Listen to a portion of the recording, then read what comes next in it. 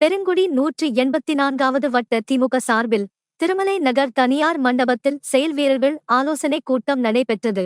சென்னை மாவட்டம் சோழிங்கநல்லூர் தொகுதிக்குட்பட்ட திமுக தென் சென்னை தெற்கு மாவட்டம் சோழிங்கநல்லூர் மேற்கு பகுதி 184வது வட்ட கழகம் சார்பில் பெருங்குடி திருமலை நகர் தனியார் மண்டபத்தில் வட்ட செயலாளர் எம். டேவிட் சவுந்தரராஜன் தலைமையில் செயல்வீரர்கள் ஆலோசனைக் கூட்டம் நடைபெற்றது. இக்கூட்டத்தில் சோழிங்கநல்லூர் சட்டமன்ற உறுப்பினரும் மத்திய பகுதி செயலாளருமான எஸ். அரவிந்த் ரமேஷ் முன்னிலை வகித்து சிறப்புரையாற்றினார்.